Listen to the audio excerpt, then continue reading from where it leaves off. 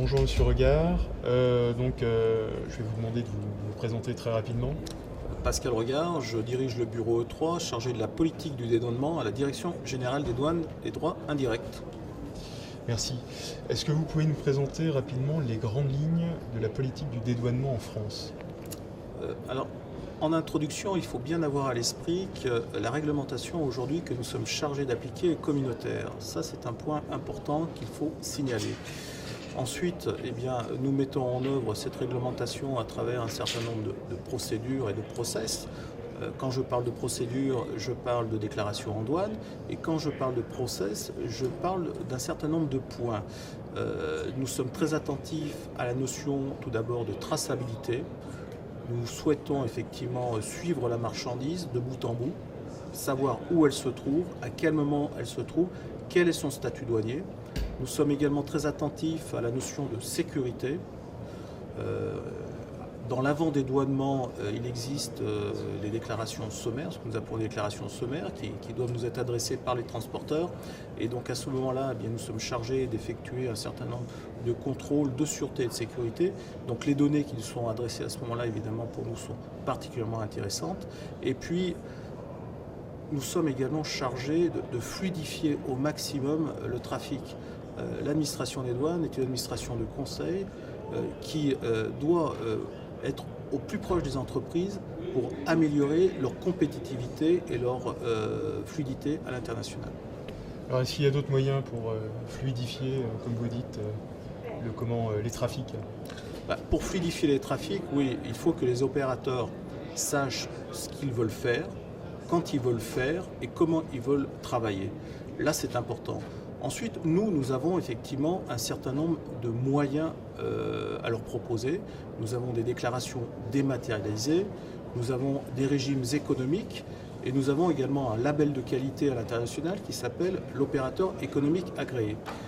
Notre souci majeur, clairement aujourd'hui, c'est de faire en sorte que la plateforme France soit la plus compétitive et la plus attractive possible en diminuant les coûts liés au dédouanement. Très bien, merci. Quelles évolutions souhaiteriez-vous voir au niveau communautaire justement pour optimiser les process douaniers? Alors pour optimiser les process douaniers, nous souhaiterions que les données qui nous sont transmises soient beaucoup plus fiables. Aujourd'hui, effectivement, on s'interroge sur tous ces process, ces procédures, et on constate que ces données ne sont pas suffisamment fiables. Donc ça, c'est le premier point.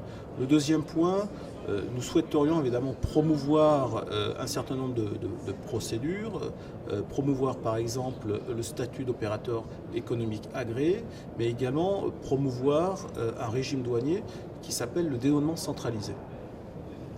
Merci. Alors quelle est la part du maritime dans l'ensemble du dédouanement en France? Alors aujourd'hui en France, bon an, mal an, il y a 8 millions de déclarations qui sont faites. Et sur ces 8 millions de déclarations, il y en a 3 qui concernent le maritime. Le maritime représente aujourd'hui en volume 80% des opérations qui sont réalisées, mais seulement 40% en valeur. Donc clairement, dans les navires transitent des pondéreux, transitent des marchandises relativement lourdes, mais à faible valeur ajoutée. Alors, vous avez tout à l'heure évoqué le projet Blue Belt. Est-ce que vous pouvez nous dire en quoi ça consiste? Alors Blue Belt, c'est un projet européen, évidemment, que nous suivons de près avec la Commission. Alors la Commission, la DG TAC Sud et la DG Move. C'est un projet qui devrait permettre de mettre en place les autoroutes maritimes sans barrière.